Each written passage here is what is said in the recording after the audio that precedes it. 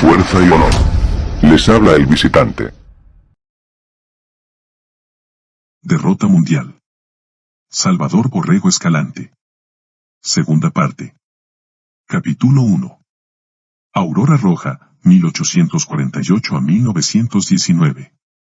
69 años de lucha incansable. Los dos elementos que formaron el bolchevismo. Alemania, meta inmediata del marxismo. Paréntesis de guerra. Factor secreto en la derrota alemana. 69 años de lucha incansable. En la segunda mitad del siglo pasado los umbríos bosques y las extremosas estepas de Rusia guardaban ya tan celosamente como ahora la enigmática mística del alma rusa. Fuera de sus fronteras solo unas cuantas mentes, moduladas para escuchar el paso de los siglos por llegar, lograban entrever algo. Entre esas pocas mentes que sobre el hombro de una época vislumbraban destellos del futuro político, Nietzsche preveía en 1886. Es en Francia donde la voluntad está más enferma.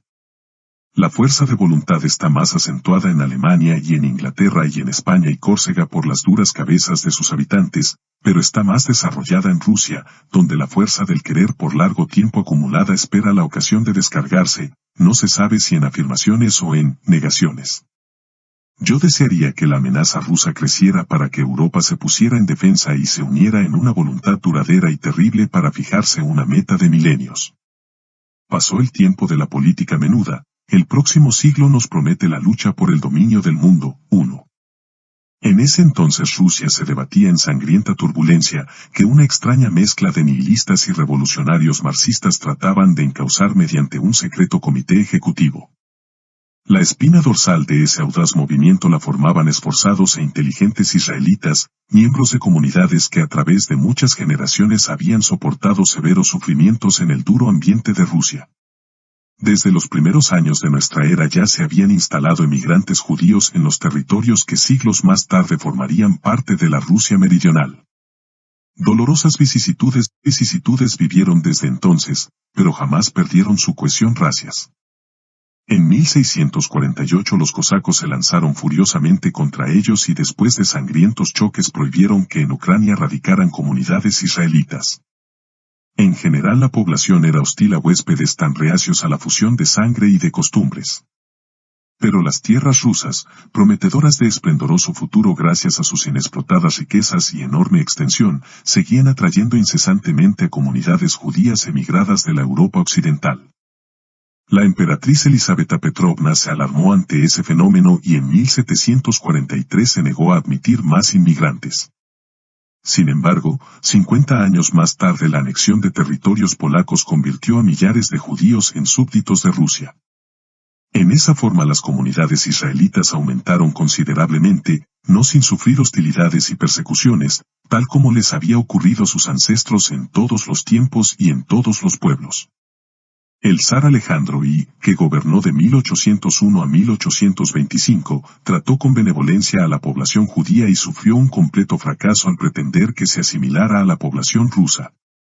El siguiente zar, Nicolás I, 1825 a 1855, se impacientó ante la renuencia de las comunidades israelitas a fusionarse con la población rusa y redujo sus derechos cívicos, además de que les hizo extensivo el servicio militar obligatorio que ya regía en el imperio.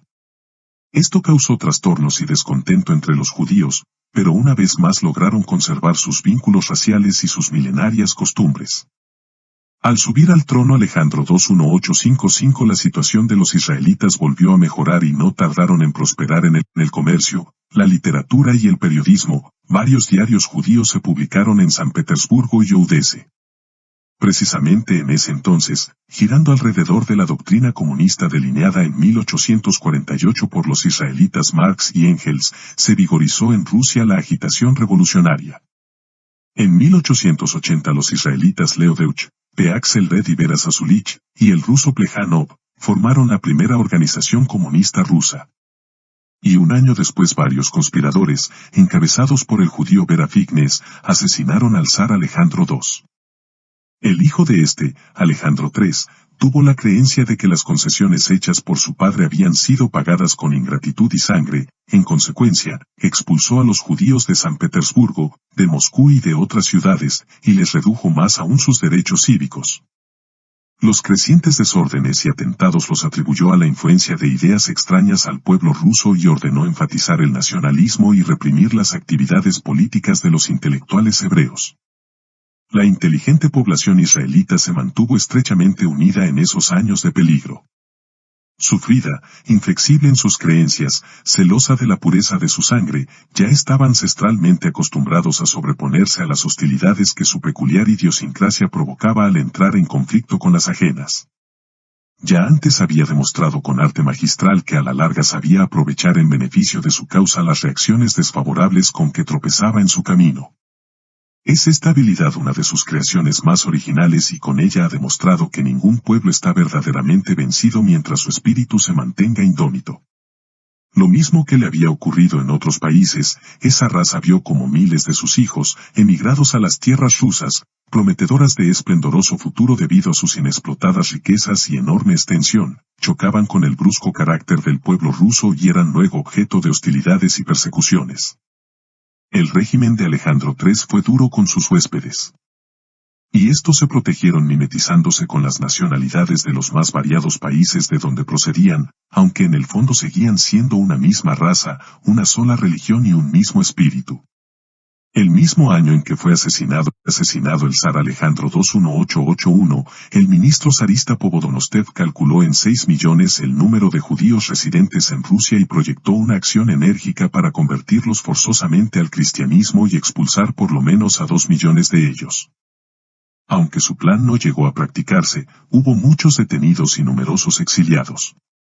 A estos últimos los auxiliaban sus hermanos de raza radicados en Nueva York, tales como Jacobo Schiff, Felix Adler, Emma Lazarus, Joseph Seligman, Henry Rice y otros muchos, según refiere el rabino Stephen Weiss en su libro, Años de lucha, algunos de ellos eran prominentes banqueros. La población judía de Rusia era ya tan importante que el israelita James Parks afirma: en lo cultural y en lo religioso, puede decirse que el país de Israel se había transportado a Europa Oriental.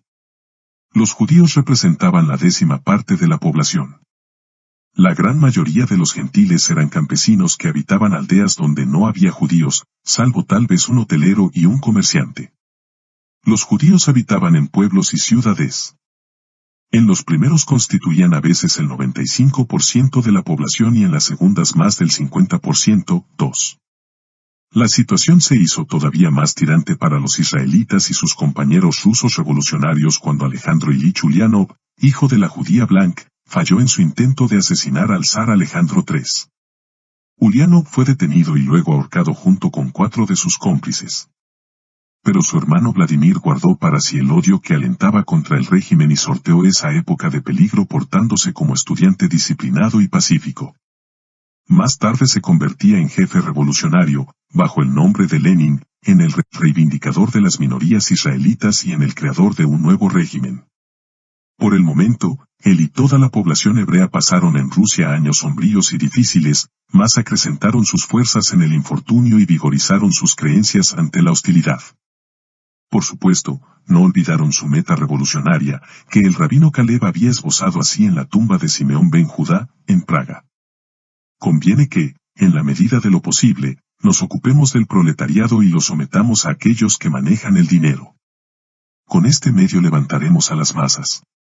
Las empujaremos a las agitaciones, a las revoluciones, y cada una de estas catástrofes significará un gran paso para nuestras finalidades. A la muerte de Alejandro III, en 1894, subió al trono Nicolás II.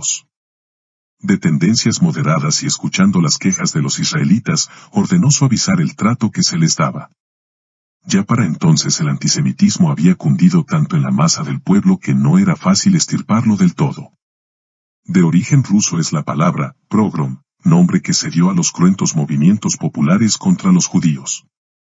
De todas maneras, los israelitas disfrutaron de más garantías y libertades.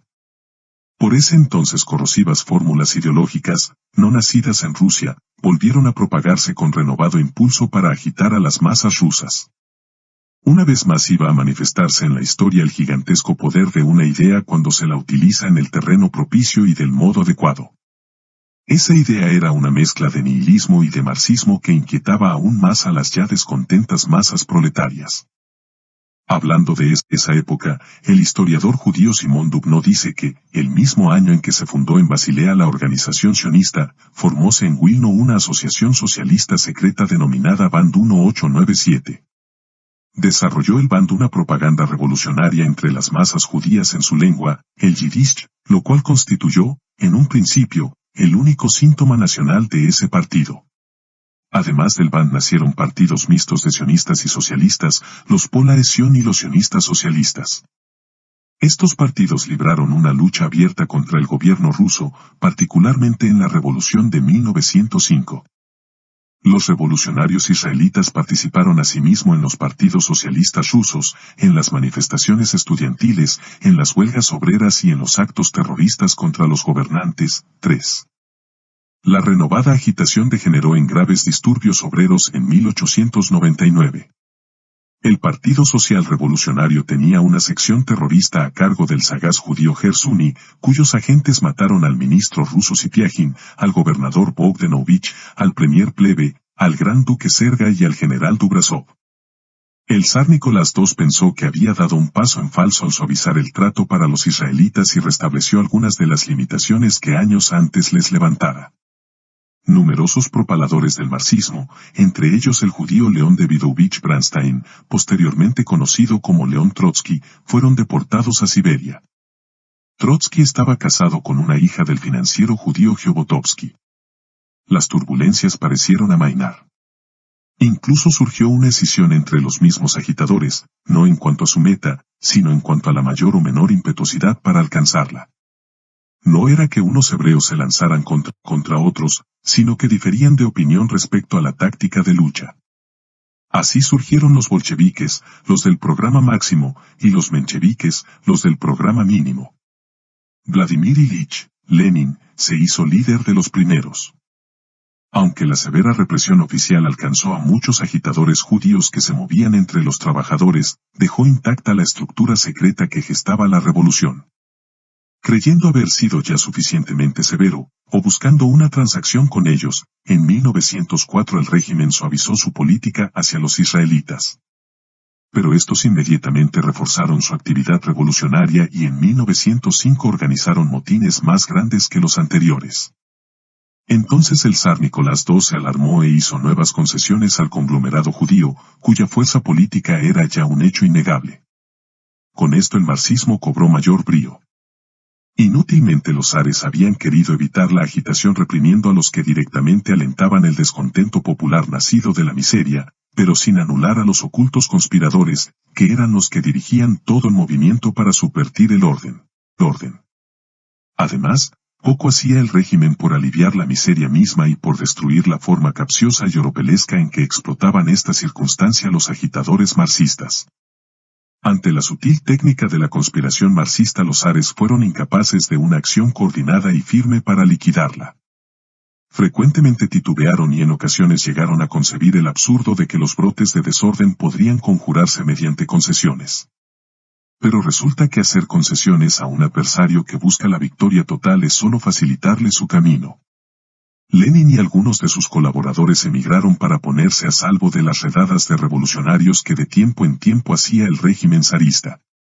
Por eso en 1908 los israelitas Appelbaum Zinoviev, Rosenfeld Kamenev, cuñado de Trotsky, y Lenin se reunieron en París a planear una nueva etapa de agitación. No es un azar que hayan ingresado a las huestes revolucionarias rusas tantos israelitas, dice Pierre Charles en La vida de Lenin. Por lo pronto, si se hace abstracción de las masas rusas, poco propicias para el reclutamiento de políticos, hay que reconocer que el porcentaje de judíos en Rusia no era tan exiguo como se decía. Y además, no era fatal que su febril actividad, contrastando con la población rusa, debía exagerar enormemente su papel en la revolución. Y su espíritu hereditariamente aguzado por el Talmud, ¿no debía sentirse cómodo en las controversias de las escuelas socialistas? En fin, los sufrimientos que les endurecieron bajo el régimen zarista los acercaban a su sueño de palingenesia social. resurgimiento y hegemonía del pueblo judío. Uno de los métodos con que los revolucionarios hebreos trataron de ponerse a cubierto de la represión oficial fue tan sencillo como eficaz. En grupos más o menos numerosos se trasladaban a Estados Unidos, se nacionalizaban norteamericanos, regresaban a Rusia y hacían valer su nueva ciudadanía como hijos de una nación poderosa. En esto eran ayudados por la numerosa colonia israelita radicada en Norteamérica, que en aquel entonces casi llegaba a 3 millones y que influía ya en los círculos financieros y políticos. En San Petersburgo, dice Henry Ford en El Judío Internacional, llegó a haber 30.000 judíos de los cuales solo 1.500 se ostentaban como tales. Las autoridades rusas no tardaron en tratar de frustrar ese inusitado procedimiento de protección y esto dio origen a que numerosos órganos de la prensa americana protestaran contra la falta de respeto a las ciudadanías recién concedidas por los Estados Unidos. Con esa ejemplar hermandad que los israelitas practican desde uno al otro confín del mundo, el 15 de febrero de 1911, estando Taft en el poder, agrega Henry Ford, los judíos Jacobo Schiff, Jacobo Furt, Luis Marsal, Adolfo Kraus y Enrique Goldfogle le pidieron que como represalia contra Rusia fuera denunciado el Tratado de Comercio. Aunque en un principio Taft se rehusó, israelitas de todo el país enviaron cartas a senadores y diputados, gestionaron apoyo de gran parte de la prensa, pusieron en movimiento el Comité Judío Americano, a la Orden Beirit y a otras muchas, filiales o afines. El influyente político Wilson, que después llegó a ser presidente de Estados Unidos, presionó resueltamente en favor de los judíos y durante un discurso en el Carnegie Hall afirmó: el gobierno ruso, naturalmente, no espera que la cosa llegue al terreno de la acción, y en consecuencia, sigue actuando a su placer en esta materia, en la confianza de que nuestro gobierno no incluye seriamente a nuestros compañeros de ciudadanía judíos entre aquellos por cuyos derechos aboga. No se trata de que expresemos nuestra simpatía por nuestros compañeros de ciudadanía judíos, sino de que hagamos evidente nuestra identificación con ellos. Esta no es la causa de ellos, es la causa de Norteamérica. Finalmente, el Tratado de Comercio suscrito 80 años atrás fue denunciado el 13 de diciembre de 1911. Por primera vez un zar, en ese entonces Nicolás II, sintió que los descendientes de aquellos israelitas que 50 años antes rehuían temerosos la violencia rusa, ya no estaban tan solos. Aunque la inmensa mayoría eran nacidos en las estepas, y aunque eran hijos y nietos de otros también nacidos allí, ni el medio ambiente ni la convivencia de siglos los hacían claudicar de sus metas políticas ni de sus costumbres. Tal parecía que conservando sin mezcla su sangre conservaban igualmente sin mezcla su espíritu. Cierto que el imperio ruso era aún poderoso y que la lejana represalia de la denuncia del Tratado de Comercio americano no bastaba para revocar las limitaciones impuestas a los israelitas, mas sin embargo, constituía un incómodo incidente que en grado imponderable influyó para que se suavizara el trato oficial a los judíos. Y aunque ese mismo año de 1911 se estableció que los judíos no podían ser electos concejales, en la práctica se les trató con mayor consideración. Entretanto, el llamado Comité Ejecutivo seguía ocultamente atizando el descontento y propiciando la rebelión. Las series de huelgas sangrientas que se iniciaron en 1905 adquirieron incontenible impulso en 1910 al estallar 200 paros obreros. 3 años más tarde las huelgas se contaban por millares. El descontento de las masas iba siendo crecientemente aprovechado como instrumento revolucionario marxista. En ese entonces el imperio ruso se hallaba ya tan minado que malamente podía afrontar una guerra internacional. Por eso fue tan insensato y hasta inexplicable que se lanzara a una aventura de esa índole en 1914, para apoyar a Serbia en contra de Austria-Hungría. El zar dio contraorden a fin de que no se realizara la movilización general y evitar el choque con Alemania, pero el ministro de la guerra, Sujovino, y todo el Estado Mayor presionaron al zar y se consumó la movilización. Alemania apoyó entonces a su aliada Austria-Hungría y entró en guerra con Rusia. No obstante que la patria rusa libraba entonces una lucha internacional, el movimiento revolucionario no cesó su propaganda para debilitar las instituciones. Además, aprovechó la anormalidad de la situación y proclamó que los obreros no tenían patria que defender, según la tesis marxista, comunista, de que la idea de patria debe estirparse de las nuevas generaciones. El gobierno ruso consideró que los judíos influían poderosamente en esta oposición al régimen y ordenó nuevas medidas de coerción. Muchos que por nacimiento o naturalización ostentaban las más diversas nacionalidades, e incluso la rusa, se habían mezclado en el campo y en las fábricas y hacían cundir la agitación. Poco después de iniciada la contienda, el diario ruso, Ruskoye Znamia, abogaba por las más severas represalias contra los israelitas, a quienes se les achacaban los desórdenes internos, y hasta llegó a alentar los pogroms. No obstante que el ambiente oficial era propicio a estos extremismos, el régimen no quiso complicar más la situación, prohibió el diario y mantuvo a raya el antisemitismo, aunque sin poder suprimirlo del todo. En Suiza se encontraba entonces desterrado, junto con otros jefes judíos del movimiento marxista, Vladimir Ilich Lenin, y desde allí dirigía la agitación en la retaguardia del ejército ruso que combatía contra Alemania.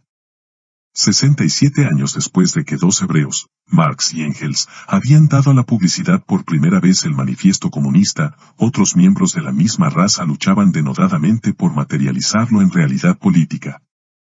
Junto con los judíos Apfelbaum y Rosenfeld, conocidos bajo los nombres rusos de Zinoviev y Kamenev, Lenin alentaba desde el destierro a los revolucionarios para que contribuyeran a la derrota de Rusia en la guerra que sostenía contra Alemania y Austria. En su periódico, Socialdemócrata, del 27 de julio de 1915 daba la siguiente consigna: los revolucionarios rusos deben contribuir prácticamente a la derrota de Rusia. Proclamaba que esto abriría el camino a la revolución.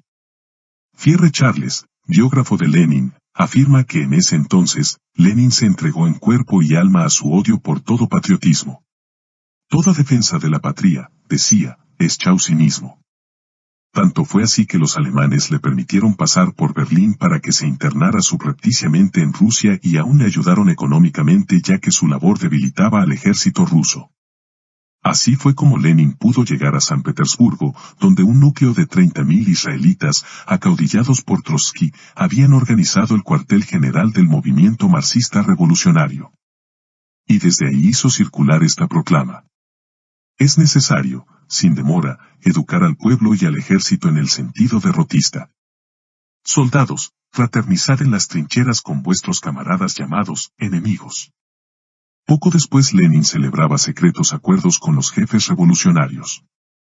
Charles, 4, refiere que asistían, Kamenev, hombre pequeño, de ojos vivaces bajo el lente, Zinoviev, que se había cortado completamente el cabello ondulado de su gruesa cabeza, Ouritsky, delgado y nervioso, que más tarde aterrorizaría a Petrogrado durante algunas semanas. Los tres eran de raza judía. No tardaron en reunírseles Stalin y Trotsky. La siembra marxista iniciada décadas atrás, halló en 1917 el clima más propicio para fructificar. La ya minada retaguardia del ejército ruso se debilitó aún más y el desconcierto cundió hasta las líneas avanzadas del frente de guerra. La propaganda derrotista hallaba ciertamente coyunturas en la miseria y en las bajas causadas por la contienda. La promesa de que al triunfar la revolución se repartirían tierras a todos los proletarios fue tan halagadora que las tropas querían dejar de pelear para llegar al reparto. Coordinadamente las doctrinas bolcheviques agitaban a los militares hablándoles de los derechos del soldado, según los cuales los oficiales deberían ser nombrados por selección de entre los soldados, y estos podían discutir las órdenes de aquellos. Desde ese momento quedó rota la disciplina, dice el T.T. Cole. Carlos R. Bersunza en su Resumen histórico de Rusia. Y así comenzó la última etapa del fin de la Casa Imperial rusa. Tatiana Batkin, 5, dice que acerca de la realeza y particularmente de la emperatriz, circulaban versiones que indignaban al pueblo y alentaban al derrotismo. Frecuentemente se encontraba uno con personas que se habían formado un concepto completamente falso sobre la familia real. Entre nosotros solo se propagaba lo malo y nadie sabía lo bueno que en realidad existió. No podía creer que los mismos soldados rusos, en el momento de una guerra de tal magnitud, se amotinaran y mataran a su comandante y ofendieran a la familia real. Así era, desgraciadamente. En las calles de Petrogrado sucedía algo increíble. Los soldados, borrachos, sin correas, con los capotes desabrochados, unos con rifles, otros desarmados, corrían como poseídos saqueando todas las tiendas. El descrédito de la casa de los Romanov, La consigna leninista de que la derrota en el frente de guerra abriría el camino al triunfo de la revolución, las crecientes bajas y la miseria, la promesa de que un nuevo régimen daría tierras al proletariado, el relajamiento de la disciplina, las doctrinas de igualdad y supresión de las jerarquías, etc., convergieron por fin en el estallido de la revolución. La mecha que encendiera el polvorín podía haber sido cualquier cosa. Como en el conocido fenómeno físico de la sobrefusión, cuando la mente de un pueblo llega a su tensión máxima basta el más insignificante incidente para producir el estallido. Tatiana Batkin refiere así el principio del fin del imperio, en Kronstadt, precisamente en las cercanías del cuartel general que los caudillos israelitas del marxismo habían formado secretamente en San Petersburgo, empezó la bestial matanza de oficiales. Una vez muertos, los cubrían con heno, los rociaban con petróleo y les prendían fuego. Metían en los ataúdes personas aún con vida junto a cadáveres, fusilaban a los padres a la vista de sus propios hijos, etc. En el frente, los soldados fraternizaban con los alemanes y retrocedían, a pesar de los enormes contingentes reunidos antes de la revolución. El sepelio de las víctimas de la revolución en retrogrado fue una mascarada. Los revolucionarios recogieron cuerpos de desconocidos, muertos de frío o por accidente, incluso unos chinos que habían fallecido de tifo, los colocaron en los ataúdes forrados de rojo, los trasladaron al campo de Marte y erigieron un gran túmulo. Esto alentaba la agitación y servía de bandera a los revolucionarios. Por otra parte, en ningún momento los iniciadores del marxismo en Rusia carecieron de solidaridad y aliento de sus hermanos de raza ni en el extranjero. El 14 de febrero de 1916 se celebró en Nueva York un congreso de las organizaciones revolucionarias rusas, alentadas e inspiradas por inteligentes israelitas. El magnate judío-americano Jacobo Schjff era uno de los que costeaban los gastos de estos trabajos políticos, ayudaba particularmente a León Trotsky, también israelita. Otros banqueros judíos, tales como Kuno, Felix Warburg, Otto Kahn, Mortimer Schiff y Ole Fatsberg, daban también su ayuda económica desde Nueva York. Pese a todo lo que en apariencia hubiera de inexplicable en esas relaciones entre los marxistas revolucionarios de Rusia y los magnates israelitas de América, en el fondo regía la profunda solidaridad de la raza y el anhelo común de la reivindicación hebrea. Unos la buscaban con el instrumento que su compatriota Marx les había heredado en el Manifiesto Comunista de 1848 y otros la procuraban con el instrumento del oro y las finanzas. Dos distintos medios, pero un mismo fin. Y si el destino del mundo iba a jugarse en dos barajas de política internacional, el supercapitalismo y el marxismo, tener ases en ambas era asegurar el triunfo de la causa común, cualquiera que fuese el resultado de la gran lucha. Los pacientes esfuerzos de los caudillos marxistas y de quienes los ayudaron desde el extranjero desembocaron el 7 de noviembre de 1917 en el estallido de la Revolución Comunista. El zar fue detenido y entre las primeras rectificaciones políticas figuró la abolición de las restricciones jurídicas impuestas a los judíos. El camino a los puestos públicos quedó abierto para ellos. Toda tendencia política perjudicial al judaísmo fue declarada fuera de la ley por decreto de julio de 1918. Entre las tropas del general Boudin ocurrieron actos violentos contra los judíos y fueron severamente reprimidos. A ese respecto el escritor judío Salomón Resnick dice en su libro, 5 ensayos sobre temas judíos. Pronto sobrevino una vigorosa reacción contra tales desviaciones, 138 cosacos, entre ellos varios comandantes, fueron condenados a muerte y se impuso a todo soldado rojo la obligación de luchar contra el antisemitismo, esa herencia vergonzosa, criminal y sangrienta. La casa de los Romanov fue exterminada. Tatiana Batkin refiere así el final del zar, de la zarina, del zarevich y de las princesas Olga, Tatiana, María y Anastasia. En la prisión, casa de Ipatiev, de Ekaterimburgo, la familia real sufría 1000 vejaciones. La situación de todos empeoró al ser nombrado otro comisario, el judío Yurovsky. El trato de los guardias se convirtió en un verdadero martirio, que sus majestades soportaban con verdadera resignación cristiana. Por comida les daban las obras de los guardias, quienes además escupían en los platos. Luego les servían la comida y se las arrebataban cuando empezaban a comer. En la noche del 3 de julio de 1918 fueron bárbaramente asesinados. Cuando penetró Yurovsky con 12 soldados, de los cuales solo 2 eran rusos, los demás judíos y letones, Yurovsky se encaró con el emperador y le dijo: «Usted se ha negado a aceptar la ayuda de sus familiares, en el extranjero, por lo que tengo que fusilarlo». El emperador se persignó, abrazó a su hijo con toda serenidad y se arrodilló. La emperatriz hizo lo mismo. Sonaron unos disparos. Yurovsky disparó sobre el emperador, los soldados sobre los demás. Dieron vuelta a los cadáveres y los asaetearon con las bayonetas.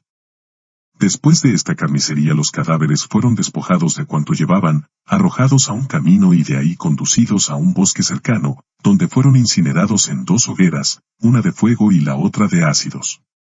Inútilmente Nicolás II, lo mismo que su padre Alejandro III, y su abuelo Alejandro II, se habían empeñado en reprimir a quienes encabezaban o coordinaban el descontento de las masas, pero sin lograr nada decisivo para suprimir el descontento mismo. Mientras por un lado el malestar público crecía con la pobreza, por el otro las autoridades se esforzaban superficialmente en suprimir a quienes se valían de ese malestar como instrumento para una magna revolución. 69 años después que Marx y Engels habían creado su magistral fórmula de agitación, sus descendientes raciales lograban que un gran imperio se viniera abajo. Era ese el primero de sus fabulosos triunfos. A la revolución bolchevique siguió una violenta contrarrevolución encabezada por los generales Antón Ivanovich, Denikin, Kolchak, Wrangel y Yudenich. Llegaron a arrebatarles a los rojos territorios con más de 1 millón de kilómetros cuadrados y se aproximaron amenazadoramente a Leningrado y Moscú. Denikin esperaba ayuda de los gobiernos inglés y francés, pero no la obtuvo. En contraste, los bolcheviques sí lograban ayuda de los israelitas del extranjero y vencieron a las fuerzas de Denikin. El judío Alejandro Kerensky, originalmente apellidado Adler, que se había infiltrado en el gobierno del zar para ayudar secretamente al triunfo de los comunistas, emigró después al occidente para presentarse como anticomunista. Bajo ese disfraz mantuvo contacto con los rusos exiliados, auténticamente enemigos del comunismo, y fue un factor decisivo para neutralizar sus esfuerzos. Los 2 elementos que formaron el bolchevismo. Es siempre costumbre que el triunfo tenga muchos autores, auténticos o no, y que en cambio todos rehuyan la paternidad de los fracasos, pero el triunfo de la Revolución Rusa es una de las excepciones de esa regla. Por lo menos hasta ahora solo se ha atribuido fragmentaria y tenuemente a la comunidad israelita. Y esto no obstante la evidencia de que la base ideológica de la Revolución Rusa la crearon los judíos Marx y Engels, la pusieron en movimiento social Lenin, Zinoviev, Kamenev, Bernstein y otros israelitas, la solapó y ejecutó a medias el hebreo Kerensky, la ayudaron económicamente desde EU los magnates Kunow, Felix Warburg, Otto Kahn, Mortimer Schiff y Olev Axberg, y la hicieron posible agitando a las masas proletarias un sinnúmero de comisarios israelitas, como judíos eran. Simbólicamente, 10 de los 12 revolucionarios que ejecutaron a la familia real de los Romanov. Uno de los modernos profetas del semitismo, Theodor Herzl, ya había advertido antes del triunfo de la Revolución Rusa: somos una nación, un pueblo. Cuando los judíos nos hundamos, seremos revolucionarios, seremos los suboficiales de los partidos revolucionarios. Al elevarnos nosotros subirá también el inmarcesible poder del dinero judío, un Estado judío. Son numerosísimas las huellas que los israelitas dejaron en la preparación y la consumación de la Revolución Rusa, pero por uno u otro motivo la difusión de estos hechos ha sido tan lenta y fragmentaria que generalmente suenan a inverosímiles o fantásticos cuando se les conoce en toda su magnitud. Ni la universalmente reconocida seriedad de Henry Ford libró a esas revelaciones de las dudas que lógicamente producen: una Rusia soviética hubiese sido sencillamente imposible, dice Henry Ford en El Judío Internacional, a no ser que un 90% de los comisarios fueran judíos. Otro tanto hubiera ocurrido en Hungría, de no ser judío Bela Kun, el príncipe rojo, y con el 18 de sus 24 comisarios. El Soviet no es una institución rusa, sino judía. Agrega que al triunfar la revolución bolchevique, el nuevo régimen fue integrado preponderantemente con israelitas y cita el siguiente cuadro. COMIAIL de guerra de aturdos estnsejes y de oagndo de gracia y yu, ida de socorro sos y más menos SF funcionarios 2341 juto 621 4180100. Cuando Rusia se hundió, afirma, inmediatamente surgió el judío Kerensky. Como sus planes no fueron suficientemente radicales, le sucedió Trotsky. Actualmente, en Rusia 1920, en cada comisario hay un judío. De sus escondrijos irrumpen los judíos rusos como un ejército bien organizado. Todos los banqueros judíos en Rusia permanecieron sin ser molestados, mientras que a los banqueros no judíos se les fusiló. El bolchevismo es anticapitalista solo contra la propiedad no judía. Si el bolchevismo hubiese sido realmente anticapitalista, hubiera matado de un solo tiro al capitalismo. Judío, judío. Pero no fue así. Solo a los judíos se les pueden remitir víveres y auxilios de otros países, en Rusia. El mismo autor hace una cita del doctor Jorge Asaimens, sacerdote cristiano, que escribió: centenares de agitadores salidos de los barrios bajos del este de Nueva York se encontraron en el séquito de Trotsky. A muchos nos sorprendió desde un principio el elemento marcadamente judío de aquel y se comprobó muy pronto que más de la mitad de todos esos agitadores del llamado movimiento sovietista eran judíos. Asimismo cita a William Huntington, agregado comercial americano en retrogrado durante la Revolución, quien declaró que, en Rusia todo mundo sabe que 3/4 partes de los jefes bolcheviques eran judíos. Coincidiendo con todo lo anterior, el periódico ruso, Asia Moscú, de septiembre de 1919, dijo, no debe olvidarse que el pueblo judío, reprimido durante siglos por reyes y señores, representa genuinamente el proletariado, la internacional propiamente dicha, lo que no tiene patria. Y Kujan escribía en El Comunista, de abril de 1919, puede decirse sin exageración que la gran revuelta social rusa fue realizada solo por manos judías. El símbolo del judaísmo, que durante siglos luchó contra el capitalismo, se ha convertido también en el símbolo del proletariado ruso, como resulta de la aceptación de la estrella roja de 5 puntas que como es sabido fue antiguamente el símbolo del sionismo y del judaísmo en general. Desde un punto de observación muy distante, el investigador Chubart se refiere a este mismo asunto en los siguientes términos. 1. También la nacionalidad de los jefes bolcheviques, entre los cuales hay un gran contingente de judíos, lituanos y grusinios, indica el carácter extraño, no ruso, de este movimiento. El marxismo no tiene más que una peculiaridad que encuentra afinidad de sentir en el ruso, es el meollo mesiánico de la doctrina. Lo sintió el alma eslava con fino olfato, y lo tomó por punto de partida. El occidental siente latir más fuerte su corazón al pasar revista a sus bienes, en el ruso está vivo el sentimiento de que las posesiones nos poseen a nosotros, de que el poseer significa ser poseído, de que en medio de la riqueza se ahoga la libertad espiritual. Chubart no es el único en considerar que en la idiosincrasia rusa había propicias coyunturas para que el marxismo teórico y utópico ganara adeptos que luego se convirtieran en instrumento para los organizadores judíos. Oswaldo Spengler apuntó en Decadencia de Occidente. El alma rusa, alma cuyo símbolo primario es la planicie infinita, aspira a deshacerse y perderse, sierva anónima, en el mundo de los hermanos. La vida interior del ruso, mística, siente como pecado el pensamiento del dinero. Otro filósofo, el conde de Kaiserling, 2, coincide con los dos anteriores, los rusos son tan profundamente religiosos en el alma que incluso el materialismo, el ateísmo, la industrialización y el plan quinquenal les sirven de iconos.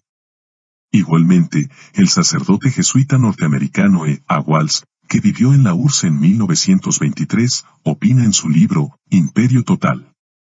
El mujik ruso, cuando está impregnado de vodka, revela una sórdida grosería y una torpe animalidad solo limitada por la capacidad física. Pero, terminada la orgía, llorará con su prójimo en fraterna comprensión, perdonará a los ladrones, cobijará a los asesinos con compasión y manifestará instantánea simpatía hacia todos sus compañeros de peregrinación en este valle de lágrimas, y al arar exclamará, Dios, ten piedad. Otto Skorzeny, que como oficial alemán conoció a los rusos durante 4 años de lucha, da el testimonio de que, el soldado que fue a la guerra por el materialismo dialéctico posee, en realidad, un idealismo religioso.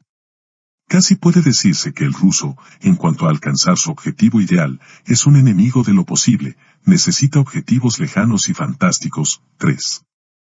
Son innumerables los investigadores que, habiendo estudiado la psicología del ruso, coinciden en que bajo su dureza acorazada por el sufrimiento de siglos y que bajo su crueldad propia de los caracteres primitivos, late un vigoroso sentimiento místico. Y es precisamente en este sentimiento, espontáneo y de distinta índole, que el pensamiento lógico, donde el marxismo israelita se injertó, donde el marxismo encontró un punto de apoyo para erigirse en fuerza gigantesca. El empuje indiscutible del bolchevismo surgió de dos factores: la fórmula alucinante y utópica de Marx y el sencillo misticismo de las almas rusas. Y fueron judíos quienes combinaron ambos factores como se combinan la glicerina y el ácido nítrico para obtener la dinamita. El bolchevismo cundió luego con su propia dinámica y no requirió razones para subsistir, incluso pudo hacerlo pese a las realidades que lo contradecían. Tal es el mecanismo de los movimientos sociales que llegan a erigirse en creencias místicas o pseudomísticas. Algo de esto señala Max Eastman al afirmar: el comunismo es una doctrina que no puede ser científica, pues es exactamente lo contrario. Religión, 4. Y algo muy semejante señala Gustavo Le Bon en Ayer y Mañana. Las creencias de forma religiosa, como el socialismo, son inconmovibles porque los argumentos no hacen mella en una convicción mística. Todos los dogmas, los políticos sobre todo, se imponen generalmente por las esperanzas que hacen hacer y no por los razonamientos que invocan. La razón no ejerce influencia alguna sobre las fuerzas místicas. Así se explica que pese a su procedencia extranjera, pues el marxismo no era ruso ni sus propagadores tampoco, grandes masas del pueblo lo hicieron entusiastamente suyo, por lo menos en la etapa inicial. Lo captaron por una de sus fases, por la fase mística de la reivindicación del indigente, y para esta espontánea adhesión no necesitaban ni investigar orígenes ni razonar sobre las bases científicas del movimiento. Durante milenios el hombre ha anhelado barrer el abuso de los poderosos y disfrutar de justicia social. Al prometer la satisfacción de ese viejo anhelo, los creadores israelitas del comunismo lograron un formidable triunfo psicológico y político. Dentro de sus propias filas raciales, la minoría judía de Rusia carecía de la fuerza del número, pero la conquistó entre las masas no semitas e inclusive antisemitas, gracias a las promesas populares que el comunismo hacía. Y a fin de garantizar que esta poderosa arma política se mantuviera siempre dirigida por sus creadores, se le dio el dogma de la internacionalización, de tal manera que se cometía una herejía al querer servir al proletario sin la consigna emanada de Moscú, sede del marxismo israelita. Todo movimiento social que se atreviera a violar ese dogma era objeto de la más violenta hostilidad, no porque sirviera mejor o peor los intereses del proletariado, sino porque se sustraía al control de los creadores del marxismo. Apenas afianzado el nuevo régimen en el poder, una súbita lucha antirreligiosa comenzó a realizarse con extraordinaria eficacia.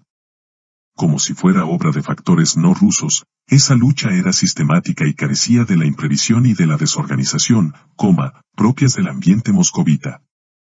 En su implacable eficacia se advertía el sello de una mano extraña. En la fachada del ayuntamiento de Moscú, en vez de la imagen que se veneraba, se inscribió la frase de Lenin: la religión es el opio del pueblo. 5. Frecuentemente se ha visto que un movimiento religioso, nutriéndose de su propia fe, se lance contra otro movimiento religioso y trate de proscribirlo. Religión contra religión es un fenómeno muchas veces presenciado en la historia. Pero que en un medio eminentemente religioso nazca un movimiento inflexiblemente ateísta, dirigido contra todas las religiones, es un fenómeno nuevo. De donde un movimiento político, que oficialmente se apoya en masas religiosas, extrae la inspiración y las energías necesarias para constituirse fanáticamente en un movimiento antirreligioso. Ha sido también más o menos frecuente que por conveniencias políticas un régimen hostilice a una religión y se apoye en otras. Pero en Rusia, por primera vez con inconfundible claridad y con extraordinario celo, todas las religiones empezaron a ser perseguidas en cuanto triunfó el bolchevismo. Lo que el cristianismo padeció en la época antirreligiosa del Imperio Romano tenía la explicación de que se trataba de una religión nueva sin muchos adeptos en la masa del pueblo. En cambio, en Rusia, los sentimientos religiosos eran ya populares cuando el bolchevismo comenzó a imperar. 929 años antes Rusia se había convertido al cristianismo. Que en un pueblo sin religión se combata una nueva religión, parece explicable, pero que en un pueblo religioso surja un régimen intransigentemente antirreligioso, es un fenómeno de orígenes extraños al pueblo mismo. Y tal fue lo que sucedió en Rusia. El teniente coronel Carlos R. Bersunza dice en su resumen histórico: numerosas iglesias fueron convertidas en teatros. La revolución inició luego la lucha contra todas las religiones, por todos los medios. Se prohibió la enseñanza religiosa a menores de 18 años. La iglesia protestó. De 900 conventos fueron arrasados 722. La resistencia de los fieles fue casi pulverizada y 29 obispos y sacerdotes pagaron con su vida la oposición al régimen y fueron las primeras víctimas de una serie de ejecuciones bolcheviques que más tarde recibieron el nombre de purgas. Para el 7 de noviembre de 1923 la primera ola de purgas había aniquilado a 6.000 profesores, 9.000 médicos, 54.000 oficiales, 260.000 soldados, 70.000 policías, 12.000 propietarios, 355.000 intelectuales, 193.290 obreros y 815.950 campesinos, en mayor o menor grado culpables de oposición. Esta furia aparentemente ciega tenía por objeto aniquilar a la clase pensante y a los núcleos que podían inspirar y organizar la resistencia al nuevo régimen. En cuanto a los orígenes antirreligiosos del bolchevismo son evidentes. Supuesto que no residían en las masas populares, ni tampoco en ninguna otra religión con predominio en Rusia, se hallaban exclusivamente entre los organizadores israelitas del movimiento revolucionario, quienes seguían la sentencia de Marx: el judaísmo es la muerte del cristianismo. 6. Ciertamente la masonería también fue un factor en esa lucha antirreligiosa, pero en última instancia la masonería es solo uno de los brazos del judaísmo. Este creó en Egipto las primeras células secretas en el siglo XV antes de nuestra era, cuando los judíos necesitaron protegerse y ayudarse eficazmente bajo el dominio de los faraones. Siglos después esa sociedad se hizo extensiva a los no judíos, con objeto de aprovecharlos para los fines políticos israelitas, y se le dio un aspecto de fraternidad y liberalismo. Persistió, sin embargo, el ambiente de misterio bajo el cual había nacido la masonería, y todavía un enorme número de masones ignora hoy su vinculación con el movimiento político judío, a pesar de que son de origen hebreo todos los nombres de sus grados, sus símbolos y sus palabras de paso, como Jehová, Zabulón, Mecán-Mecar, Adonai, etc. Esto puede comprobarlo cualquier iniciado que conozca a la vez la historia judía. 7.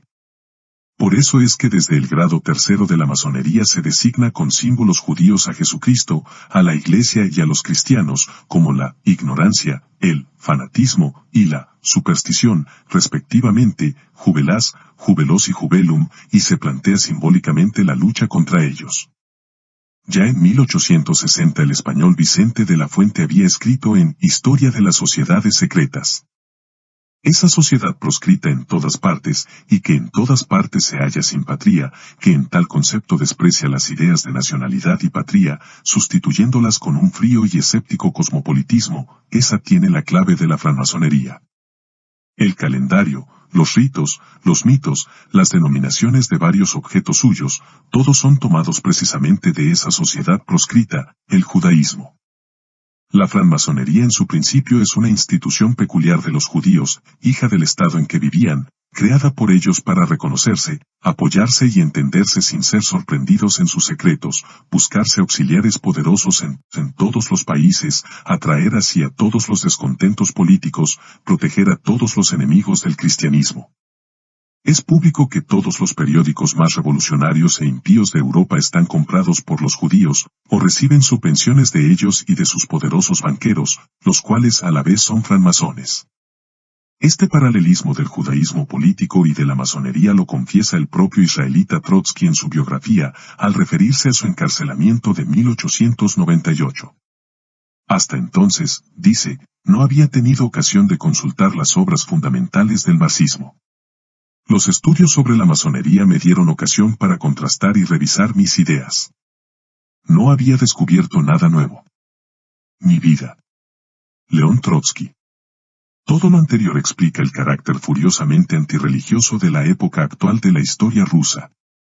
Una época categóricamente materialista y antirreligiosa, tal como la delineó Marx en su Introducción a la filosofía del derecho, de Hegel, al afirmar que sólo existe la materia.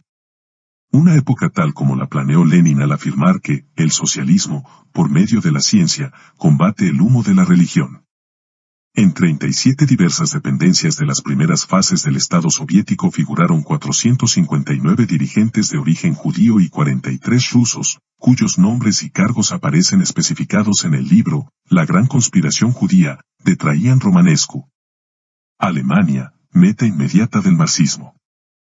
En la segunda mitad del siglo pasado, mientras que en Rusia se abrían paso las doctrinas revolucionarias marxistas, el imperio alemán resurgía en 1871 forjado en la victoria de Sedán, bajo Guillermo I.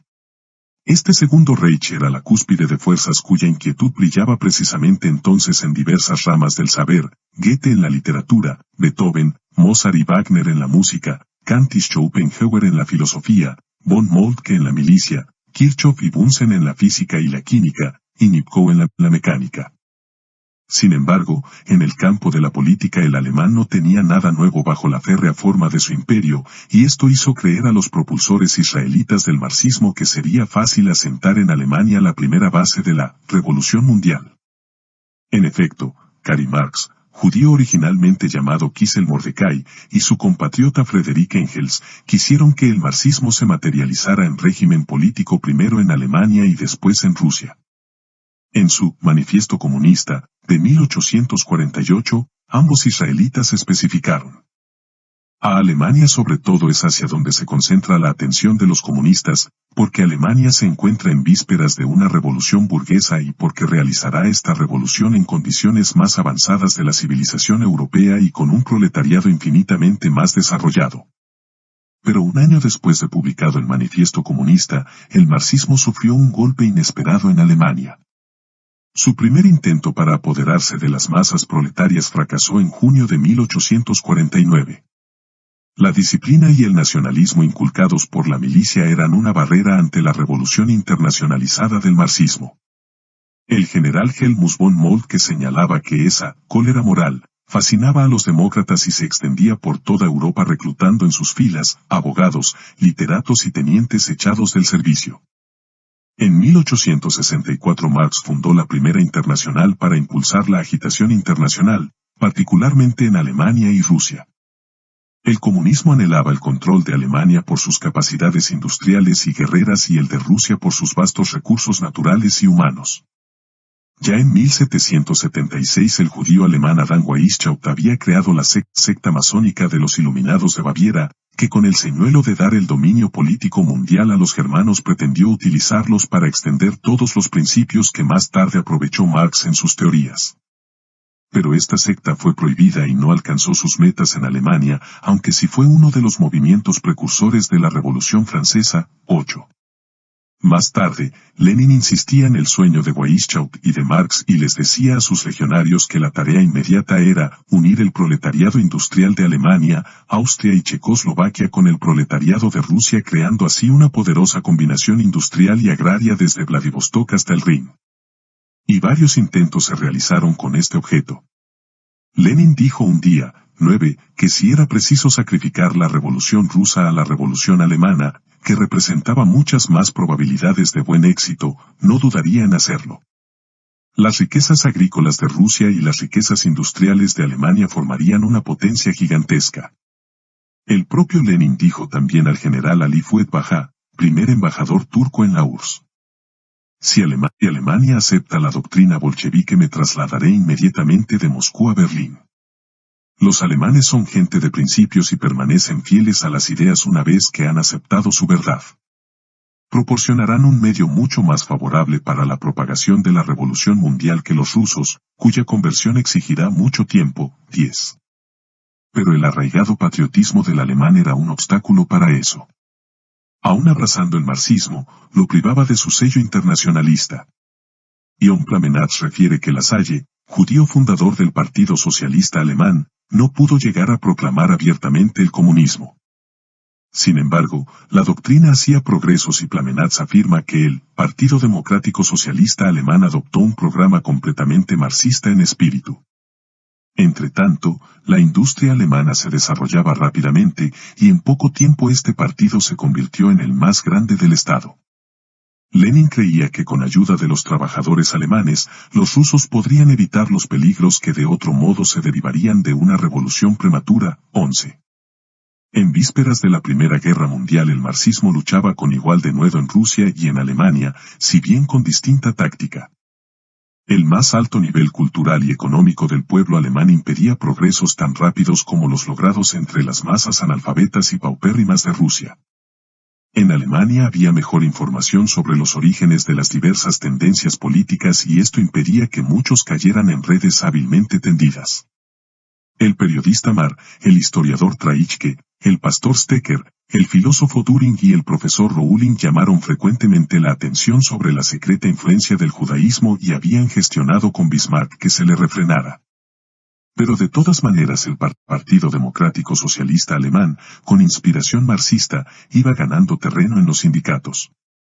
Años más tarde, a principios de 1913, un joven descendiente de aldeanos, de 20 años de edad, que de peón había ascendido a acuarelista, reflexionaba en Múnich que, la nación no era, según los marxistas, otra cosa que una invención de los capitalistas, la patria, un instrumento de la burguesía, destinado a explotar a la clase obrera, la autoridad de la ley, un medio de subyugar al proletariado, la escuela, una institución para educar esclavos y también amos, la religión, un recurso para idiotizar a la masa predestinada a la explotación, la moral, signo de estúpida resignación, etc.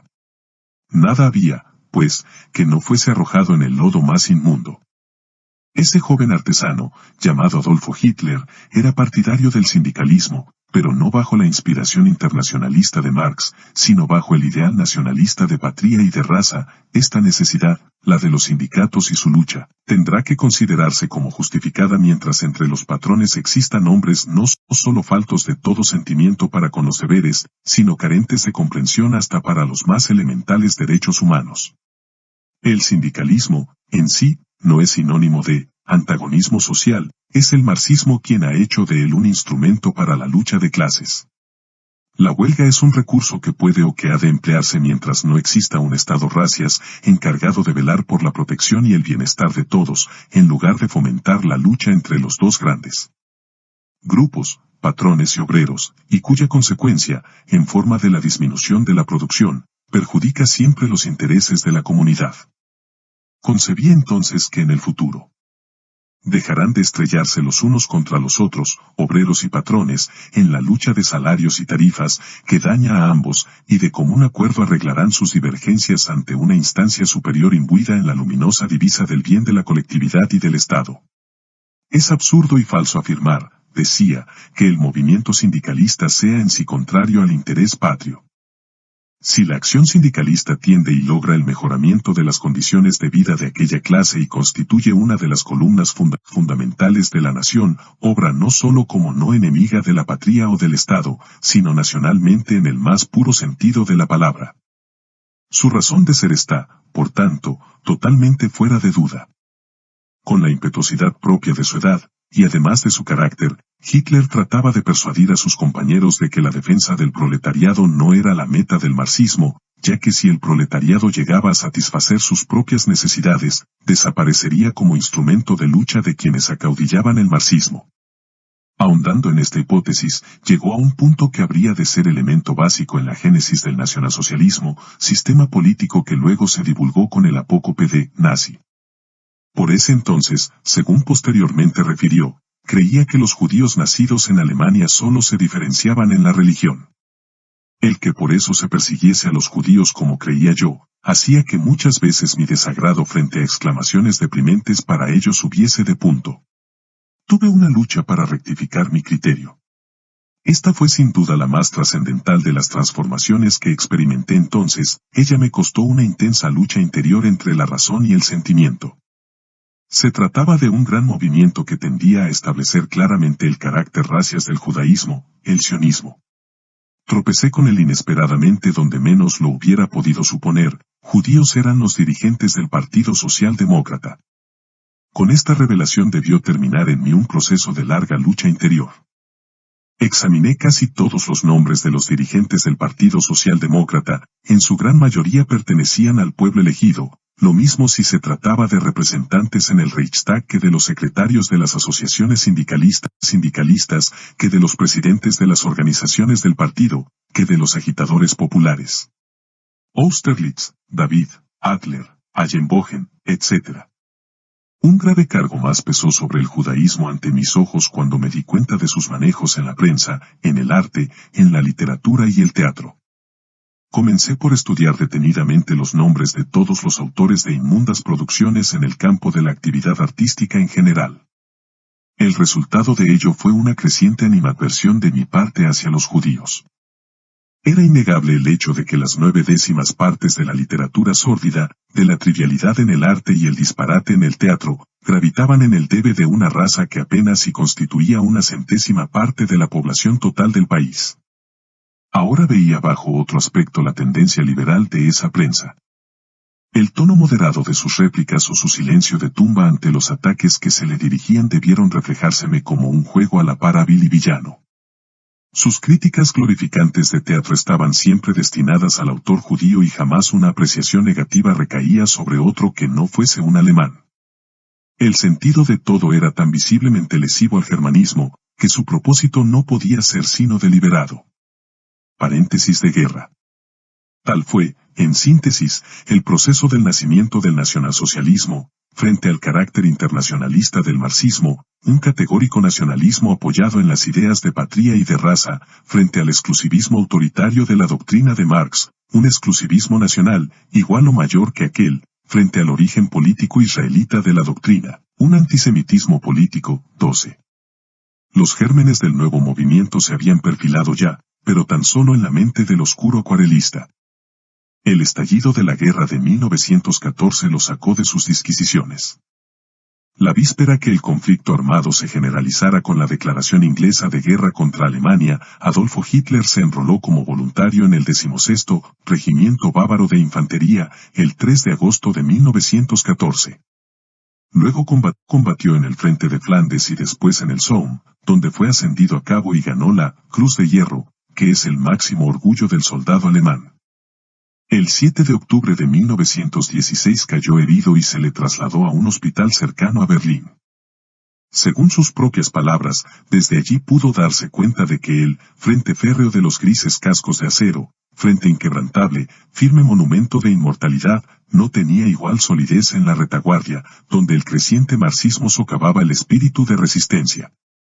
Esa situación empezó a hacer crisis a principios de 1918 al estallar una huelga de municiones, que aunque prematura y fallida, causó un efecto desastroso en la moral. ¿Por qué el ejército seguía luchando si es que el pueblo mismo no quería la victoria? ¿A qué conducían entonces los enormes sacrificios y las privaciones? El soldado peleaba por la victoria y el país le oponía la huelga. 13. Las nuevas reservas arrojadas al frente, añade, fracasaron completamente. Venían de la retaguardia. El judío internacional Kurt Eisner comenzó a intrigar en Baviera contra Prusia. No obraba ni en lo más mínimo animado del propósito de servir intereses de Baviera, sino llanamente como un ejecutor del judaísmo. Explotó los instintos y antipatías del pueblo bávaro para poder, por ese medio, desmoronar más fácilmente a Alemania. Y así comenzó a repetirse en Alemania aquella agitación marxista que un año antes minó a Rusia y la hizo capitular en la guerra internacional para sumirla en la revolución bolchevique. La base naval alemana de Kiel fue el escenario del primer levantamiento, tal o la base naval de Kronstadt había sido el del primer levantamiento formal de los soviéticos. Así, dice la enciclopedia Espasa, toda resistencia resultaba imposible, aunque de haberla podido prolongar unos días hubiera dado a Alemania la posibilidad de una paz mejor. En Baviera proclaman la república. Fórmanse consejos de obreros y soldados. Los soldados desarman a los oficiales y, si resisten, los matan. La bandera roja ondea en todos los arsenales alemanes. Alemania toma un aspecto bolchevique. El emperador abdica, día 9 de noviembre de 1918, quedando proclamada la República con un carácter francamente radical y pareciendo un remedo de la República rusa. Entretanto, el cabo Hitler había vuelto al frente, había sido alcanzado por el gas británico, Cruz Amarilla, y casi ciego fue internado en el Hospital Passwalk de Pomerania. El 10 de noviembre, refiere en Mi lucha, vino el pastor del hospital para dirigirnos algunas palabras, parecía temblar intensamente al comunicarnos que la casa de los Hohenzollern había dejado de llevar la corona imperial. Pero cuando él siguió informándonos que nos habíamos visto obligados a dar término a la larga contienda, que nuestra patria, por haber perdido la guerra y estar ahora a la merced del vencedor, quedaba expuesta en el futuro a graves humillaciones, entonces no pude más. Mis ojos se nublaron y a tientas regresé a la sala de enfermos, donde me dejé caer sobre mi lecho, ocultando mi confundida cabeza entre las almohadas. Desde el día en que me vi ante la tumba de mi madre, no había llorado jamás. Cuando en mi juventud el destino me golpeaba despiadadamente, mi espíritu se reconfortaba, cuando en los largos años de la guerra, la muerte arrebataba de mi lado a compañeros y camaradas queridos, habría parecido casi un pecado el sollozar. Morían por Alemania. Y cuando finalmente, en los últimos días de la terrible contienda, el gas deslizándose imperceptiblemente, comenzara a corroer mis ojos, y yo, ante la horrible idea de perder para siempre la vista, estuviera a punto de desesperar, la voz de la conciencia clamó en mí, infeliz. ¿Llorar mientras miles de camaradas sufren 100 veces más que tú? Y mudo soporté el destino. Pero ahora era diferente porque todo sufrimiento material desaparecía ante la desgracia de la patria. Todo había sido, pues, inútil, en vano todos los sacrificios y todas las privaciones, inútiles los tormentos del hambre y de la sed, durante meses interminables, inútiles también todas aquellas horas en que entre las garras de la muerte, cumplíamos, a pesar de todo, nuestro deber, infructuoso, en fin, el sacrificio de 2 millones de vidas. ¿Acaso habían muerto para eso los soldados de agosto y septiembre de 1914 y luego seguido su ejemplo en aquel otoño, los bravos regimientos de jóvenes voluntarios? ¿Acaso para eso cayeron en la tierra de Flandes aquellos muchachos de 17 años? Guillermo II había sido el primero que, como emperador alemán, tendiera la mano conciliadora a los dirigentes del marxismo, sin darse cuenta de que los villanos no saben del honor, mientras en su diestra tenían la mano del emperador, con la izquierda buscaban el puñal. Había decidido dedicarme a la política.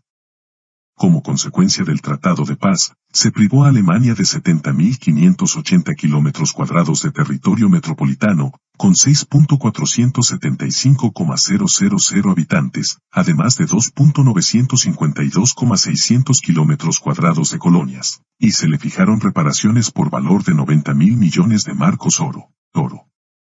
Lo que había sido el Segundo Reich quedó reducido a 472.000 kilómetros cuadrados, poco menos que la cuarta parte de México, con 68 millones de habitantes.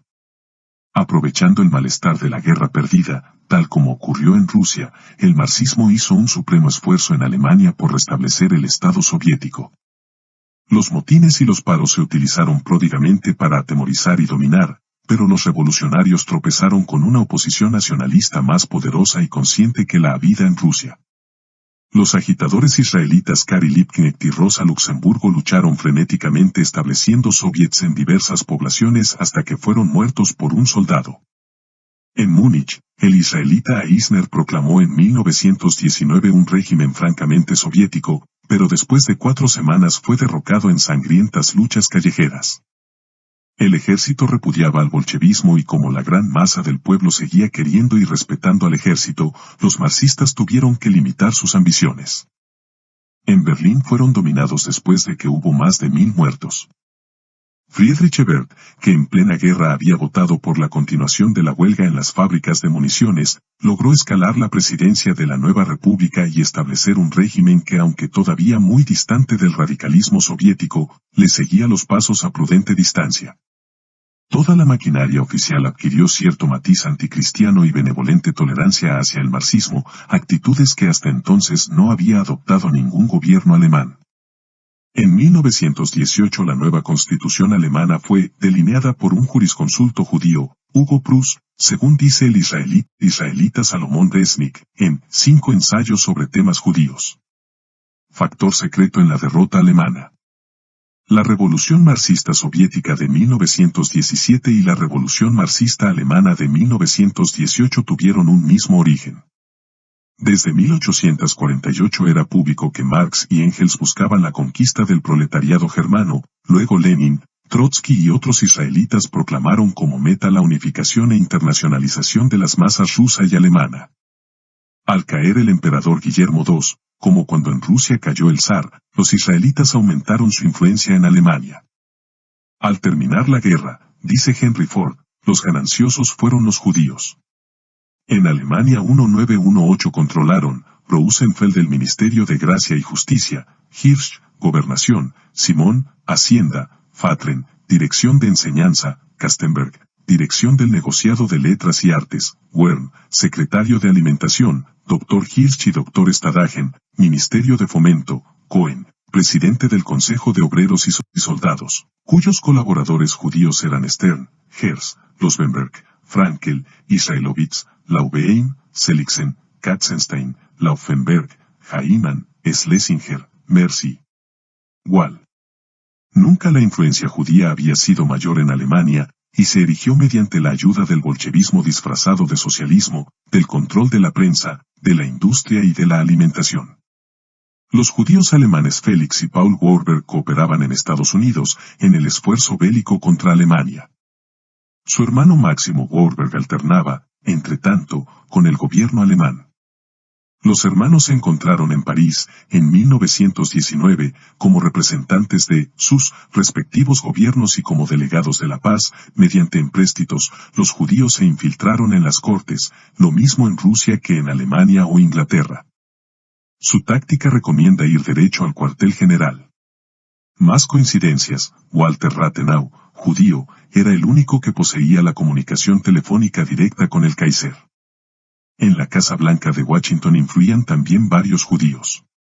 Al Estado judío internacional que vive secretamente entre los demás estados, le llaman en Alemania, Pan-Judea. Sus principales medios de dominación son capitalismo y prensa.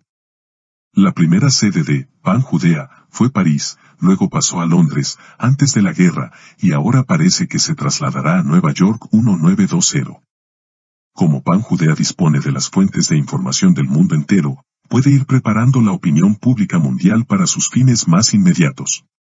El Berliner Tageblatt y la Manchen en Neusten-Nachrichten fueron durante la guerra órganos oficiosos del gobierno alemán, y sin embargo, defendían decididamente los intereses judíos. La Frankfurter Zeitung, de la que dependen muchos otros diarios, es genuinamente judía.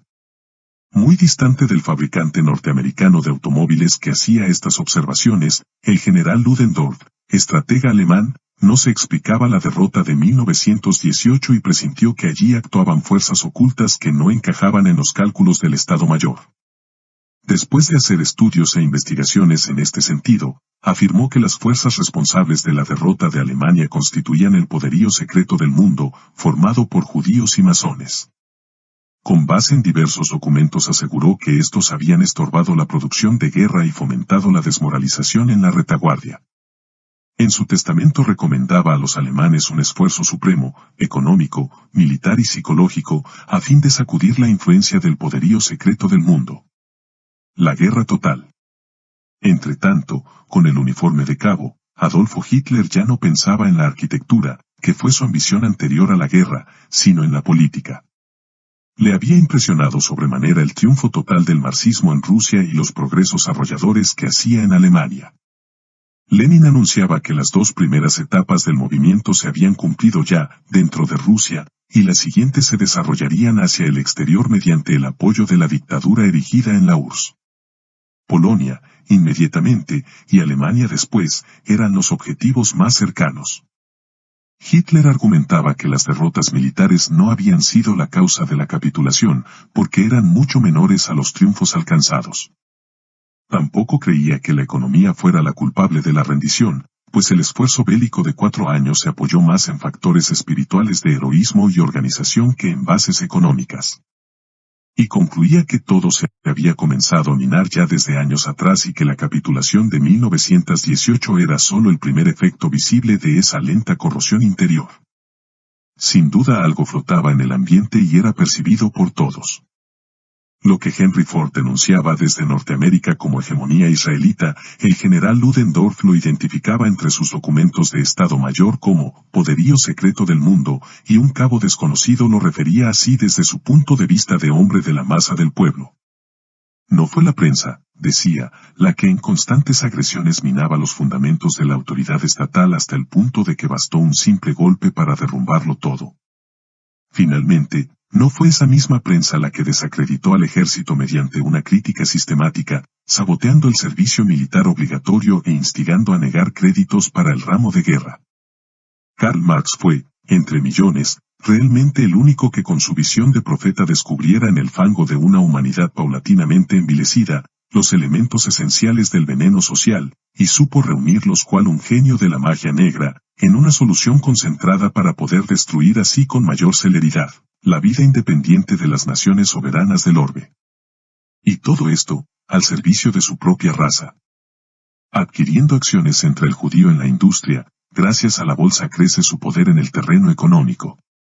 Tiene en la francmasonería, que cayó completamente en sus manos, un magnífico instrumento para conestar y lograr la realización de sus fines. Los círculos oficiales, del mismo modo que las esferas superiores de la burguesía política y económica, se dejan coger insensiblemente en el garlito judío por medio de los lazos masónicos. Junto a la francmasonería está la prensa como una segunda arma al servicio del judaísmo. Con rara perseverancia y suma habilidad sabe el judío apoderarse de la prensa, mediante cuya ayuda comienza paulatinamente a cercenar y a sofisticar, a manejar y a mover el conjunto de la vida pública. Políticamente, añadía Hitler, el judío acaba por sustituir la idea de la democracia por la de la dictadura del proletariado. El ejemplo más terrible en ese orden lo ofrece Rusia, donde el judío, con un salvajismo realmente fanático, hizo perecer de hambre o bajo torturas feroces a 30 millones de personas, con el solo fin de asegurar de este modo a una caterva de judíos, literatos y bandidos de bolsa, la hegemonía sobre todo un pueblo. Y el hecho de que el triunfo marxista no fuera tan definitivo en Alemania, se lo explicaba así en 1920. El pueblo alemán no estaba todavía maduro para ser arrastrado al sangriento fango bolchevique, como ocurrió con el pueblo ruso. En buena parte se debía esto a la homogeneidad racial existente en Alemania entre la clase intelectual y la clase obrera, además, a la sistemática penetración de las vastas capas del pueblo con elementos de cultura, fenómeno que encuentra paralelo solo en los otros estados occidentales de Europa y que en Rusia es totalmente desconocido. Allí, la clase intelectual estaba constituida, en su mayoría, por elementos de nacionalidad extraña al pueblo ruso o por lo menos de raza no eslava. Tan pronto como en Rusia fue posible movilizar la masa ignara y analfabeta en contra de la escasa capa intelectual que no guardaba contacto alguno con aquella, estuvo echada la suerte de este país y ganada la revolución. El analfabeto ruso quedó con ello convertido en el esclavo indefenso de sus dictadores judíos, los cuales eran lo suficientemente perspicaces para hacer que su férula llevase el sello de la dictadura del pueblo. La bolchevización de Alemania, esto es, el exterminio de la clase pensante nacionalracista, logrando con ello la posibilidad de someter al yugo internacional de la finanza judía las fuentes de producción alemana, no es más que el preludio de la propagación de la tendencia judía de conquista mundial. Como tantas veces en la historia, Alemania constituye también en este caso el punto central de una lucha gigantesca. Si nuestro pueblo y nuestro Estado sucumben bajo la presión de esos tiranos, ávidos de sangre y de dinero, el orbe entero será presa de sus tentáculos de pulpo, mas si Alemania alcanza a librarse de ese atenazamiento, podrá decirse que para todo el mundo quedó anulado uno de los mayores peligros. 1. Europa y el alma del Oriente. Por Walter Schubart, profesor de Sociología y Filosofía de la Universidad de Riga, Letonia. 2. Vida íntima. Conde de Kaiserling. 3. El soldado ruso. Otto Skorzeny. 4. La Rusia de Stalin. Por Max Eastman, profesor de Filosofía de la Universidad de Columbia. 5. Resumen histórico de Rusia. T.T. Coronel Ingeniero Carlos R. Bersunza y Cap. Primer Bruno Galindo. Escuela Superior de Guerra. México.